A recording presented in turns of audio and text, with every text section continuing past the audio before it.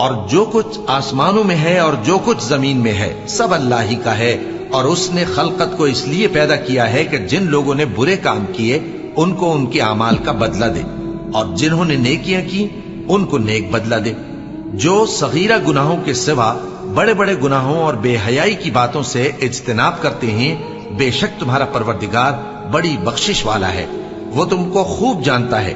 جب اس نے تم کو مٹی سے پیدا کیا اور جب تم اپنی ماؤں کے پیٹ میں بچے تھے تو اپنے آپ کو پاک صاف نہ جتاؤ، جو پرہیزگار ہے وہ اس سے خوب واقف ہے۔ بھلا تم نے اس شخص کو دیکھا جس نے منہ پھیر لیا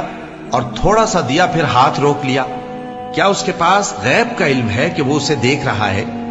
کیا جو باتیں موسیٰ کے صحیفوں میں ہیں ان کی اس کو خبر نہیں پہنچی؟ اور ابراہیم کے صحیفوں کی جنہوں نے حق کے اطاعت اور رسالت پورا کیا، وہ یہ کہ کوئی شخص دوسرے کے گناہ کا بوجھ نہیں اٹھائے گا، اور یہ کہ انسان کو وہی ملتا ہے جس کے لیے وہ محنت کرتا ہے، اور یہ کہ اس کی محنت کا جائزہ لیا جائے گا، پھر اس کو اس کا پورا پورا بدلہ دیا جائے گا، اور یہ کہ تمہارے پروردگار ہی کے پاس پہنچنا ہے۔